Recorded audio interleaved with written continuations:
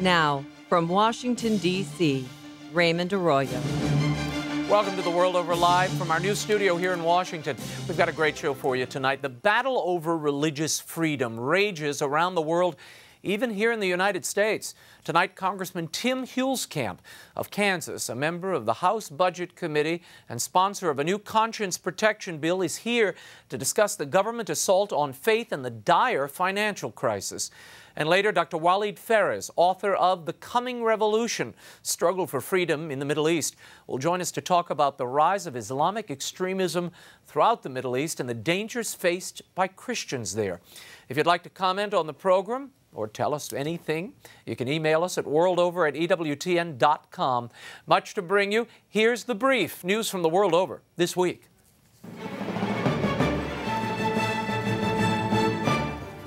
Amid a growing backlash from Catholics, the Obama administration defended its contraceptive mandate for health insurance.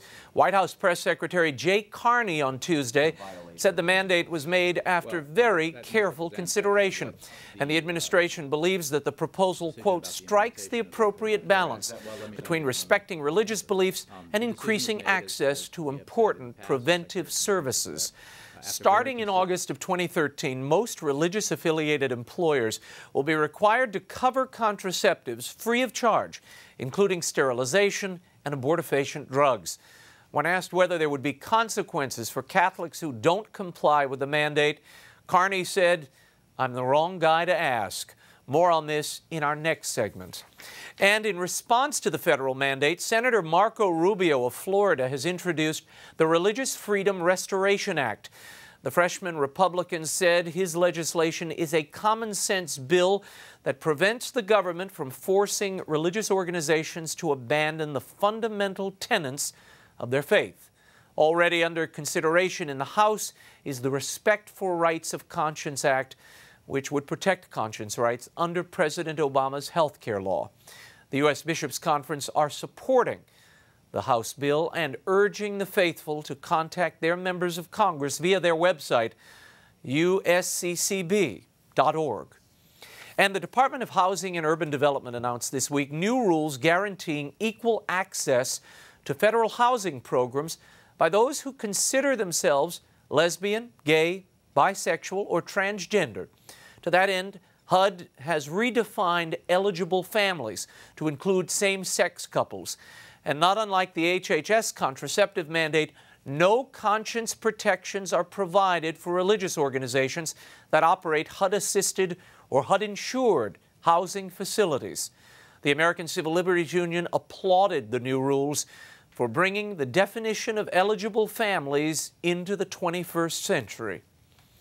And the Assyrian International News Agency reported that a mob of more than 3,000 Muslims in Alexandria, Egypt, looted and burned homes and shops in a Christian enclave. This after a rumor spread that a Coptic Christian man had an intimate photo of a local Muslim woman on his cell phone. Egyptian security forces were again very slow to respond to the violence, reportedly waiting for the mob to disperse on its own. No arrests were made. And the watchdog group Human Rights Watch is reporting that some 35 Ethiopian Christians in Saudi Arabia were arrested, abused, and now face deportation after a raid on a private prayer service. Saudi law prohibits public worship for all religions except Islam, and also prohibits the public mixing of unmarried persons of the opposite sex. The Orthodox prayer group was arrested for the latter, even though the gathering was private. According to Human Rights Watch, the 29 women who were detained were stripped search and the men were beaten and ridiculed as unbelievers. In 2006, the Saudi government pledged not to interfere with the private worship of non-Muslims. I'll have more on the plight of Christian communities in the Middle East later in the program. And religious liberty is taking a hit in Ireland as well. Bishop Philip Boyce of Raphoe faces a legal complaint for hate speech over a homily he delivered at the Knox Shrine.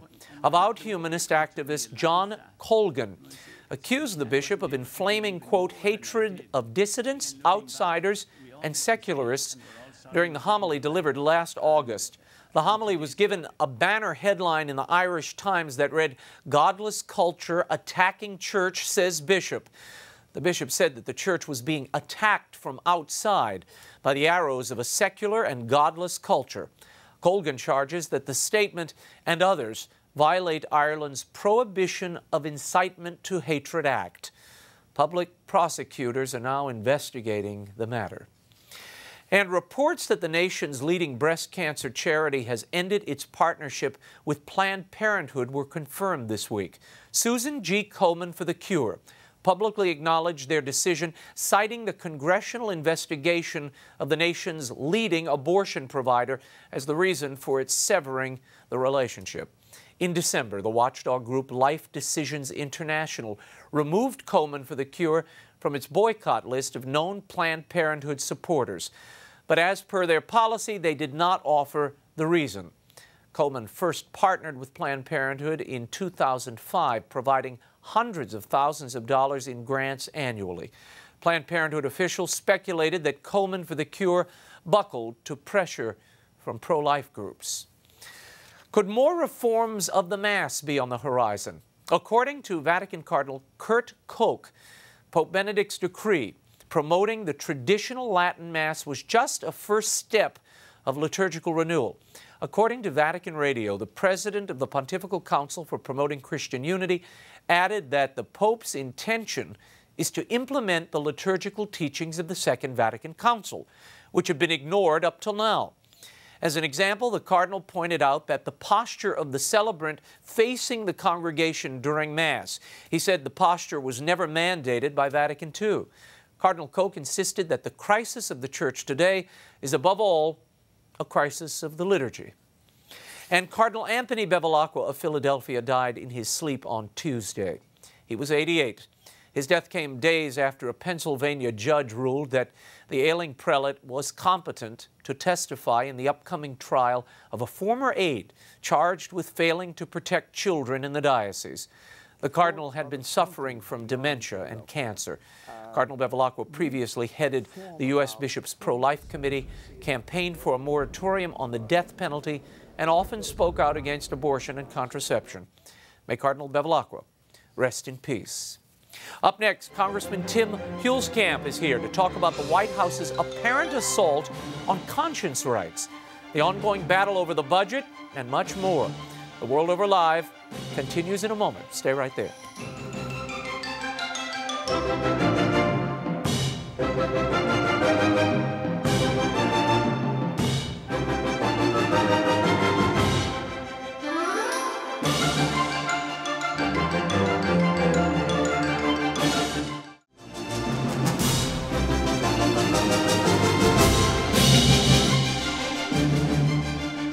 Many of you may have noticed that the Obama administration has declared war on the Catholic Church and other religious institutions. I want you to know that on the very first day, I will sign an executive order repealing every anti-religious act of the Obama administration as of that moment. As you heard Newt Gingrich mention in his Florida speech earlier this week, the new Obama administration regulations mandating contraceptive and abortifacient coverage in health plans have raised new concerns about religious liberty.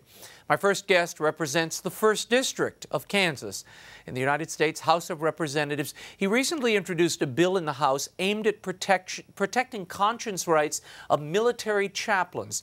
To discuss that and much more, we welcome Congressman Tim Huelskamp to the program. Congressman, thanks for being here. You bet. Let's talk for a moment about these HHS regulations. Kathleen Sebelius comes out. She says anyone who provides health benefits to their employees, they must provide contraceptives and abortifacients and sterilizations, including religious organizations. What is motivating this? Well, I think in this administration and other parts of secular society, there is this attack on faith. In this particular attack, it's an attack on Catholic religion, very specifically going after things that we find reprehensible and mandating that coverage. I think the impacts are going to be felt far and wide because the Catholic Church has provided much health care in this country, many schools and education in this country, and this would require us to choose between providing help for the poor and mandates from the government. But the bishops thought they were going to get an exemption. They petitioned for one. Kathleen Sebelius has given exemptions from Obamacare to 500,000 union workers, McDonald's, so many groups, whole states have been exempted.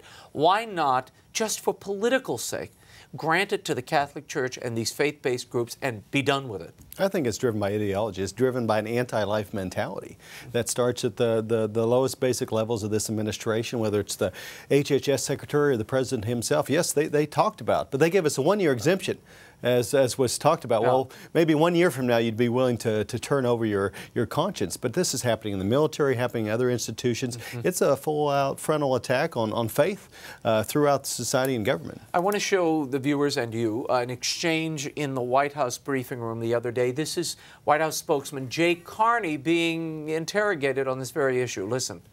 The Catholic Church, it was a pretty extraordinary situation on Sunday in parishes all across the country. Individual priests were reading letters from their bishops in that particular parish that were pretty much denouncing the Obama administration about these provisions dealing with contraception, Catholic hospitals and whatnot in connection with the Affordable Care Act. I guess my question would be, how does the administration justify having the federal government institute a law that basically forces people to violate their religious beliefs? Well, that misrepresents actually what the decision about the implementation of the Affordable Care Act. Well, let me answer. The decision was made, as we have said in the past, and Secretary Sebelius has said, after very careful consideration, and the administration believes that this proposal strikes the appropriate balance between respecting religious beliefs and increasing access to important preventive services. The bishops are saying just the opposite. They're saying that basically if somebody's working in a Catholic hospital and they don't cover contraception for their employees, that they're in violation of the federal law. So I don't understand how you're saying that there's still conscience protections. They would violate the law, wouldn't they? Well, this does not direct an individual to do anything, first of all. We believe that the proposal strikes the appropriate balance between religious beliefs on the one hand and the need to increase access to important preventive services for women. Last thing on this, E.J. Dionne, though, I mean, a lot of Republicans have attacked it, but a Democrat who's Catholic, E.J. Dionne, wrote in the Washington Post yesterday that the president, in his words, utterly botched this policy, and he said he, quote, threw his progressive Catholic allies under the bus. So despite everything you just read, well, so you have Democratic Catholics saying that that's not true. That there are people who disagree. Well, Ed, all you're pointed out is that there are people who disagree with the decision. We understand that not everyone agrees with it, and that the necessity to provide access to preventive services for women was an important consideration. What about the constitutional right to freedom of religion? Is that still? I don't believe there are any constitutional rights issues here. If I could follow up on that. Let me move around here. The Bishop of Phoenix said Catholics shouldn't comply with this law. Would there be any consequences for not? I'm the wrong guy to ask. So, I mean, it seems from that, saying that the necessity to provide access to preventive services for women was an important consideration. It wasn't important, it was the only consideration, it seems. Well, the First Amendment wasn't a consideration either. That's one of our basic freedoms as Americans. As the Pope said, the most basic American freedom is freedom of religion. It comes first. And now we're asking at the door of our hospitals, at the door of our universities, that at the branches of our military, that we're supposed to check our conscience at the door. Yeah. Conscience protections are fundamental to our American system of government, and it's frightening, this assault on people of faith that we see coming out of these types of rulings. Now, the bishops have been encouraging people to write their congressman. They want legislation passed. There are several bills before the Congress. Congressman Fortenberry's put one in the House. Marco Rubio just submitted one in the Senate. What are the possibilities, first of all, of it passing in the House and Senate? I'll start there. I think it's very possible. Sooner rather than later, that's what our leadership said today about passing something. In the House. In the House. The problem is the Senate, and the problem is the Harry President. Reid doesn't have to bring it up. And the President can simply veto what his what his Secretary of HHS did. And so I think it's a very high level of concern. The only way I think you get to this president, it becomes a political issue, and that he's afraid of losing his election over this. But you think, why would he do this? Why in an election year, Why wouldn't he wait another year to take away our conscience protections? And indeed, they're proceeding ahead. We see that in other agencies as well. Yeah, yeah. Let's talk for a moment about a new bill you've submitted. It's called the Military Religious Freedom Protection Act. First of all, what does it do and why? Well, with the repeal of Don't Ask, Don't Tell, which, and you roll back, look at the history of that, we began receiving complaints, particularly from chaplains, about the inability of them to speak up against homosexual behavior anymore, whatever their faith tradition might be. And we hear from service members as well. What this would do is protect the conscience of folks that serve in the military. You shouldn't check your conscience at the door when you sign up for the military, whether you're a chaplain, whether you're a service member. In addition, we shouldn't be using military facilities for so-called homosexual marriages, because that's against our federal law. But when Don't Ask, Don't Tell was lifted, it did allow gay couples access to those facilities on base, right? Well, not for so-called marriages, according to the current policy of DOD, but that could change with the stroke of a pen. That can change as well. But what I'm hearing is from chaplains that are getting calls from their superiors or getting complaints that they actually read Scripture and find out the teaching about homosexual behavior. And so we're having sermons changed. We're having complaints being directed upon military members because of their personal beliefs about homosexual behavior. Now, gay rights groups say, look, there's no chaplain being asked to perform gay marriages. Why do you need a bill like this? Why would they be opposed? If that's the policy, let's codify it in law and make sure someone couldn't change that tomorrow. It's pretty simple. Obviously, what we're hearing complaints from chaplains, we're hearing complaints from military members. I had an uncle that served many, many years, still a military chaplain at age 90 years old, and not that he's complaining. But this is something personal to me, but it's something personal that should be to all Americans. Whether or not you agree with the Catholic Church, that should be a fundamental right of conscience, whether you're in the military. So you see this as a freedom of religion issue. Again, it's freedom to practice and exercise your religion. It certainly is, and we shouldn't have to turn over to government what we're believing as Catholics or any other faith. But again, we're not talking about law, we're talking about regulations being written in the executive branch, which is something I don't think people quite understand. The breathtaking discretion left to the Health and Human Services Secretary in the case of Ms. Sebelius, when that health care plan went through, I remember reading it and going, why would anyone vote for this? We simply don't know. The shape of it is it's gelatinous when it was signed into law. Now it's taking shape and people are aghast. I wasn't particularly shocked by any of that. Are you? No, I'm not. And there's over 1,000 references in the bill. The Secretary may, the Secretary shall. Right. And in a system where it's based on accountability, who do you hold accountable? The folks that voted for the law or passed the regulations, or they changed the law? Or we talk about waivers to Obamacare. Over 1,700 groups, states, or companies or labor unions get waivers. What about the rest of us? That's fundamentally un-American to have that type of unaccountable system. Well, I don't know what could be more important than care for children and the frail elderly. I mean, at the end of life and the beginning of life, that's when you really need health care anyway. Why would we begin to allow the government to intrude into such intimate and far-reaching parts of our lives? It defies explanation. Well, it does. And when we look at the fact we have 7,000 schools that are Catholic in this country, we have 600 hospitals, we have 200 Catholic colleges and universities, and having us to choose between our faith and servicing our society, that is a very dangerous situation. But isn't the end game here, or it may seem the end game here is, they want to see what happened to that California healthcare cooperative where they cut away their Catholic identity and went entirely secular for the sake of growing and progressing as a group.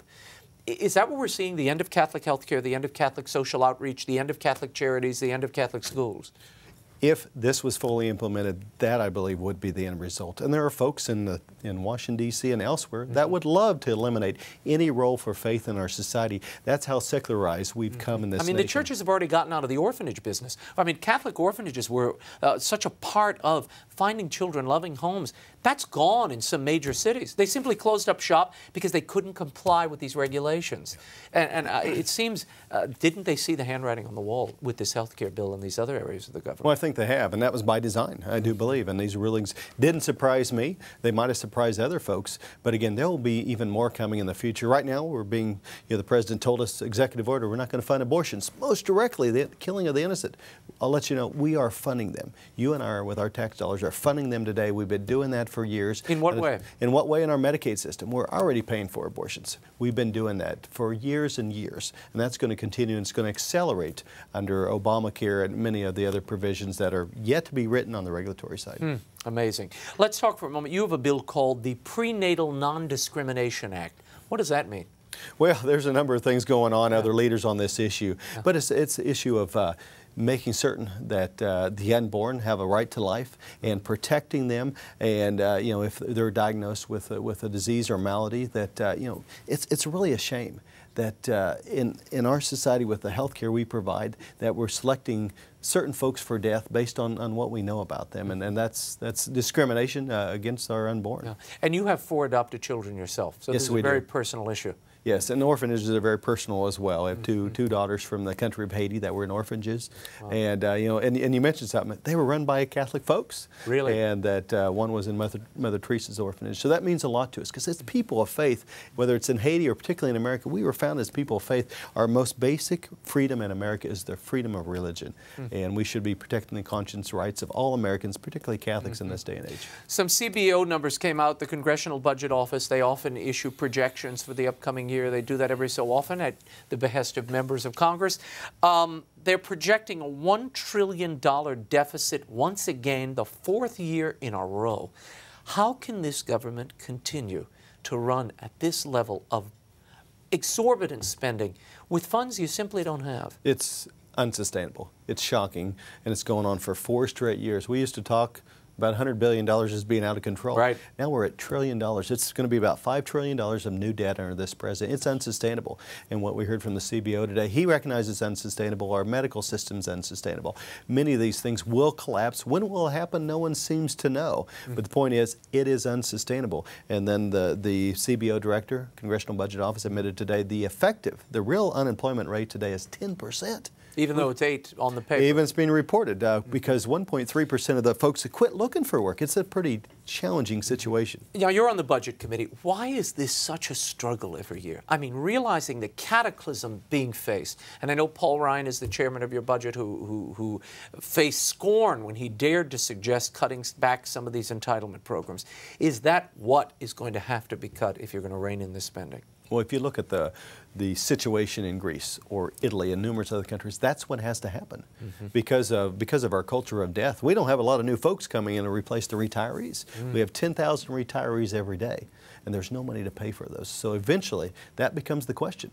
Can we sustain a medical care system? We cannot. Can we sustain a Social Security? If we make changes now, we can make certain they survive into the future. If not, if we ignore them, they are unsustainable. How do you politically do that, particularly now when you have in the air this Occupy mentality where, it's the haves versus the have-nots, and it's the very rich oppressing the large majority of Americans here, and they need their benefits, they need their entitlement. Indeed, you even have bishops saying, whatever you do, you cannot cut these services, these funds for the poor. And the poor is a subjective term, but how do you deal with that? I think one word, truth. What I found out, when you talk to American people and say, here's the truth. The truth is we can't borrow $1 trillion a year forever. Truth is we can't run a deficit forever. We have to balance the budget sometime, just like they do in their families and their businesses. When I tell folks, they say, hey, what do we need to do? Because too many people in Washington, D.C., and our nation's capital, they're worried about the next election. Every American I talk to, they're worried about the next generation. Because we have a real chance here that the next generation is going to be worse off than ours. And when you shoot straight with the American people, they're ready and willing to say, hey, we need to make changes. What would you do? What policies would you put in place to restrain this spending and invigorate this economy that seems to be, according to the CBO, very slow economic growth projected for the next year? There are many things. We have a regulatory environment that's killing job creators. Also, but we need to look at Medicare changes. In the Paul Ryan budget we passed through the House, I helped put that together. We need to introduce more competition and choice, not more bureaucrats in the medical world. And that's where we have the biggest growth, is on the Medicare side. We have to do something to change the system, because it will collapse under its own weight, just like it has in Greece, Italy, Portugal, and numerous other countries that had the same aging problem and didn't have the proper preparation for that. You would extend those tax cuts that the House passed several years ago, the so-called Bush tax cuts? Absolutely. I think that's necessary. The last thing we need is a tax increase. What we need to do is put millions of Americans back to work. Now, the President says, and even some of our viewers will send emails saying, shouldn't the rich pay their fair share? Yeah. Why not allow that rate to go up on those upper income earners? Yeah. When I ask Kansans what's the top rate people should pay, they usually say, well, about 25%. The top rate is much higher than that. We have folks paying 30 to 40%. Actually, the top 1% of all Americans, not their rate, but the total they pay, is 37% of the entire federal income tax. How more progressive can you get? Yeah. What we need to do is actually flatten and fix the tax code. We can do that by getting rid of all the loopholes, tax credits. Is that a possibility, a flat tax? Is it, or is it I think it is. Just pie in the sky? Or I mean, Newton, which is the only one. If the American people get their way, that. they will get their way, and they will say, yes, we need a flattened. We could do a fair tax. We could do a flat tax. But the point being is, we are non-competitive as a nation. We make it very difficult to do business here. And in the past, that has been our advantage, letting entrepreneurs flourish in America. And right now, we're punishing them. And you know, the president, a year and a half ago, he signed those tax cuts and extended them. But as we get an election year, he's talking about, well, maybe we don't need them anymore. But the point is, when you're talking about the type of uncertainty that would occur at the end of this year, a $5 trillion tax increase unless we change something, that's what's driving a lot of the fear and the lack of investment by business. Last question. Do you see heavy austerity coming here like we're seeing in Europe? It certainly could happen. But given we know what the problem is now. If we move now, we can avoid some of those problems by gradually making changes in the system. But if you don't, you see what happens in Greece. They have to make those changes overnight. Yeah. And I'll tell you, there's no one to bail out America. We can bail out Greece, but no one's here to bail us out. And the Chinese expect to be paid their $1.3 trillion they've loaned us. And there will be a point in time in the future where they'll say, no more borrowing until you make those changes. Congressman Tim Huelskamp, hey, thanks so much for being here. You can follow the Congressman's work in Congress and learn more about all this legislation we talked about tonight at his website. He's at Huelskamp, HUELSKAMP.house.gov. When we return, Dr. Walid Phares joins us to talk about religious persecution in the Middle East, honor killings in North America, and global jihad. The World Over Live continues in a moment. Stay right there.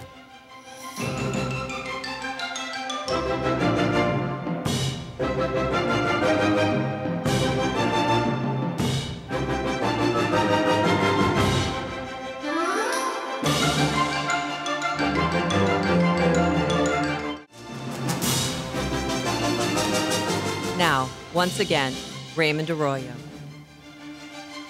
Welcome back to The World Over. Over the last year, we have witnessed a series of terrible atrocities committed against Christians in the Middle East in the wake of the so-called Arab Spring. Unfortunately, this continues today, and it seems to be getting worse. To help us make sense of it all, we're joined by Dr. Walid Phares, author of the book, The Coming Revolution: Struggle for Freedom in the Middle East. Dr. Phares, thanks for being with us again. Thank you for having me today. Let's start with Egypt. Now, they recently had elections. 80% of the vote went to two parties, the Muslim Brotherhood and the Salafists. Who are these two parties, and what is your impression of them? Well, you remember, Raymond, that in 2010 we predicted, actually on your show, the Arab Spring. In 2011, we projected how this Arab Spring is going to become an ice age for Christians, the Christian ice age. And it is happening now in Egypt. But let me focus on the Muslim Brotherhood and the Salafists. The Muslim Brotherhood basically claim that they want to establish an Islamist state. That means that they're going to apply a narrow version of the Sharia law, which practically means that women will have less rights, not more rights, that the minorities, including the Christians, the Copts, will have less rights under a Sharia-type program that the Muslim Brotherhood are advancing. The Salafists would like to apply the same thing, but also apply jihad, struggle, holy struggle as well. Now, you hear from them and from many American journals that this is a moderate group, the Muslim Brotherhood. Are they? Of course not. I mean, in the Arab debate, this is not how the Muslim Brotherhood and the Salafists are portrayed. Actually, in the Arab debate, they are portrayed as the extreme, because there are Arab socialists, Arab liberals, Arab centrists, conservatives, and then you have the Muslim Brotherhood and the Salafists and the Takfiri Salafists on the extreme of that spectrum.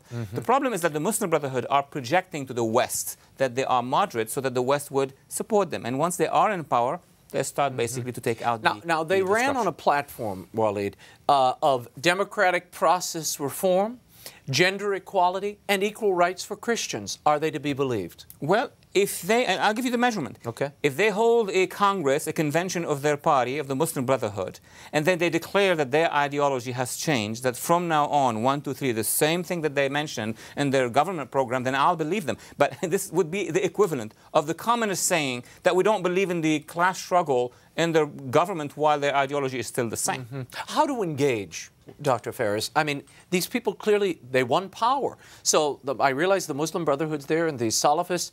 How should the United States government be engaging them at this point? Well, first of all, the Muslim Brotherhood and the Salafists won those elections because they were the most organized and prepared for years and years. They got millions of dollars of petrodollars from the Gulf. They had the satellite TV helping them, and we have not engaged their alternative. That is the youth, the laptop people, the Google people, the COP, the women organizations of Egypt. So, number one, we need to engage, first of all, our natural allies, civil society in Egypt, moderate Muslims in Egypt, and the Christian COPs. Are there enough of them? Of course they are. Actually, they are the majority, because when you and I discussed the beginning of the uprising in Egypt, what did we see in Tahrir Square? Those hundreds of thousands of youth screaming for equality, for freedom and liberty. They were the youth of Egypt. And then suddenly the Muslim Brotherhood moved in, organized their quarters, and seized the revolution because they had funding and they had media. But I would say that the U.S. should engage the Muslim Brotherhood in a dialogue.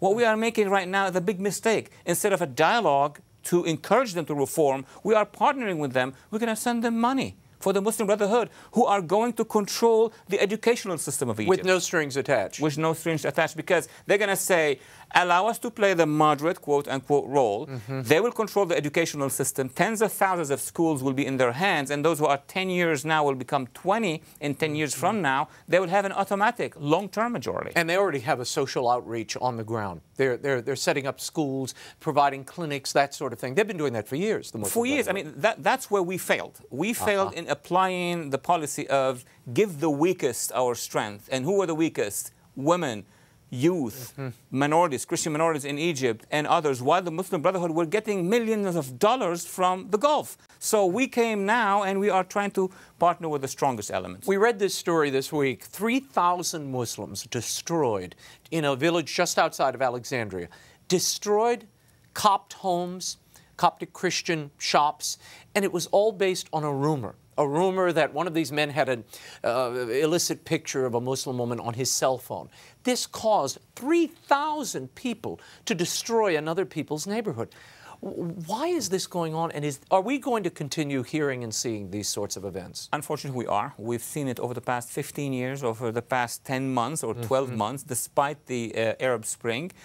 But at the same time, we need to understand that these are not to be qualified as 3,000 Muslims. These are 3,000 individuals who have been indoctrinated by the Islamists, by the Salafists. Why are they moving? Because somebody is inciting them. They don't wake up and start moving. Yeah. So the problem is that there is an ideological machine in Egypt, which is Islamist, that is jihadist, that is now part of government. And if that is worrying you, Raymond, in 1 year from now, when they will control the school system in Egypt, it's going to be very, very concerning. But it seemed everyone came together. When Mubarak was in power, you had Christians, you had what you call civil society, you had the Muslims coming together and in a moment of unity. Was that simply a false unity because there was a political end behind the scenes here for part of this group? It was a convergence of interests. It happened before in Iran. Remember when you had liberals and democratic elements and business people all coming together with the Marxists and the Islamists against the Shah because he made a lot of mistakes. Once he was down, who obliterated the others? The humanists, the strongest, the most organized. And we had 32 years, maybe 40 years of that regime. The Bolsheviks in the Soviet Union. They were the ones who were the most radical, and then the rest is as we know it. And do you think that's what we're going to see here? That's what we are seeing right now. A religious totalitarian sort of uprising, a theocracy. An Islamist fundamentalist regime is being established now in Egypt. It's going to feature colors. First, you're going to see the yellow, then the orange, then the red, as much as they are taking the control of the state. Now, Pope Shenouda, who is the head of the Coptic Orthodox Church in Egypt, he's very ill. Yeah. Looks like he's going to die soon. He's been dealing with cancer for a number of years. Your thoughts on what his passing might do? He's been there for 38 years leading this church. What impact do you think that might have on the stature of this Coptic community that seems to be in the crosshairs? Well, he had been, for a while, at least in the 70s and the 80s, a strong defender of the Coptic community. Then he got older, and then there was more pressure on him. So many Copts say that he was not able to defend their interests. What may happen now, if the Copts are not recognized internationally and not free to choose their own leader, spiritual leader, somebody else is going to choose them for them. And that could well be the government, the military council, and the Muslim Brotherhood. They're going to agree on names and going to say these are the names that we trust. Members of Congress claim that what we may be seeing in this region is a genocide. Do you think this is a genocide targeting Christians, targeting those who are not Islamics? This is, in my view, historically speaking, and I started to work on this and research it for the last 32 years, it's an ethnocide in progress. This is a slow-motion ethnocide, meaning the targeting of non-Muslims, the targeting of Muslims who are moderates, the targeting of ethnicities that are not from the majorities. It really, you see some concentric circles. First, and the most endangered are the Christians. And then you have ethnic minorities that are Arab, but not Muslim, or Muslim but not Arab, like the Berbers in North Africa, Darfur, the black Muslims, or the Kurds in northern Iraq. All minorities in the Middle East without democracy are endangered. It's amazing. What should the U.S. be doing? What should its posture be, particularly as regards Egypt? Well, number one, let's realize that even when the United States tried to do something, such as trying to establish an organization of support to the democratic process in Egypt, we had the IRI, the International Republican Institute, the National Democratic Institute, the human rights organizations. They were raided.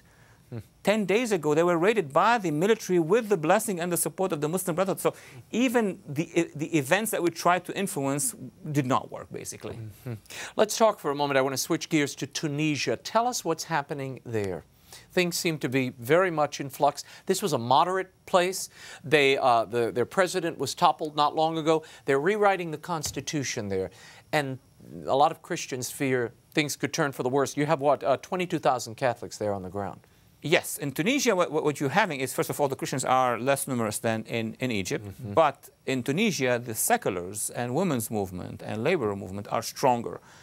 However, they lost the elections, and same thing. It's because the Islamists of the Nahda Party and the Salafists and the jihadists who support them were organized, better funded. So we see a similar situation to Egypt, but with one difference, is that the seculars in Tunisia are opposing them. Let's talk about Afghanistan. This is a place, no churches, but you do have a Christian community there, amazingly. I mean, this is a place that was evangelized by St. Thomas the Apostle, yet the Christian community is really under assault. No public worship at all. What happens there? Well, first of all, they had a decade of Taliban super oppression.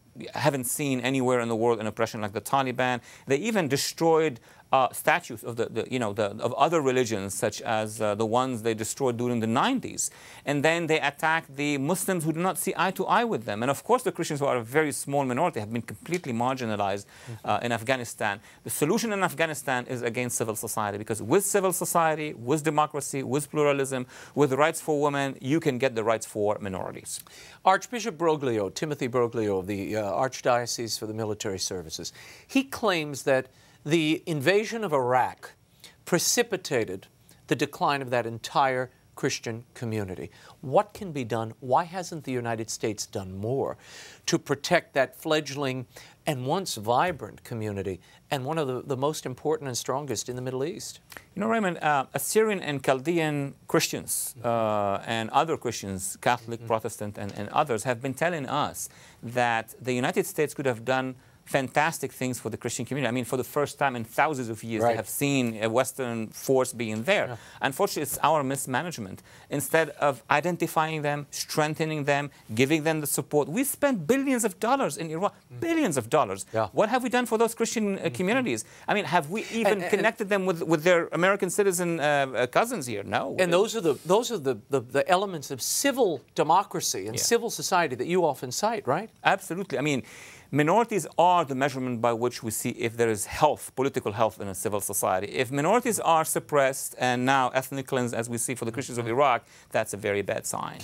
Let's talk for a moment about Syria, what we're seeing happening in Syria, a real meltdown. Again, you have a dictator. Looks like he's about to be toppled. What will happen there? Are we facing the same thing we're seeing in Egypt, we've seen in Iraq, we'll see elsewhere? Will the whole Middle East become a jihadist-led Islamic political leadership? Let me draw the picture of the whole Middle East and then we'll zoom on Syria. Okay. What is happening now as a result of the so-called Arab Spring? And also as a result of our indecisions or mistakes that we made here in the States and of course in Europe as well, is that half of the Middle East is going to be given to the Muslim Brotherhood. Egypt, Libya, Tunisia, Morocco, Gaza. And the other half of the Middle East is going to be given to the Khomeinis of Iran. Iran and Iraq and Syria and Lebanon and Hezbollah. Unfortunately, in Syria, we have been very, very late. We were present in Iraq. We were encircling the Assad regime. We could have put a lot of pressure. We hesitated, and now we withdrew from Iraq. Iran can connect with the Syrian regime. It's amazing. I want to switch back to North America for a moment. We heard stories this week. There was an honor killing in Canada. 4 women drowned by a husband. He and the family conspired to take out and kill 3 of his daughters and an ex-wife. And he wrapped this again in religion, saying they had offended the honor of our family and Islam, and therefore they had to die. Why are we seeing more of these stories in non-Muslim countries? Because of the rise of radicalization. I mean, this is a form of killing, not so different in my sense from the jihadists who tried to kill Americans and Canadians, from Major Hassan, who did the massacre in Fort Hood, from the Fort Dix 6 cell. This is the rise of a doctrine of jihadism that is happening in America, in North America. And unfortunately, there are a number of lobbies and pressure groups who are saying, oh, we don't want to identify jihadism as an ideology. That is the root cause of what's happening in North America. And inability to see or willingness to identify what's happening. If the government does not see the root of this ideology, they cannot act, they cannot help families, unfortunately. Very good. Dr. Walid Phares, thank you as always for being here. And Dr. Phares' book, The Coming Revolution, Struggle for Freedom in the Middle East, is available online and at bookstores everywhere. And before we go, I read an outrageous piece in the Washington Post this week that demands attention. Let's cut to the chase.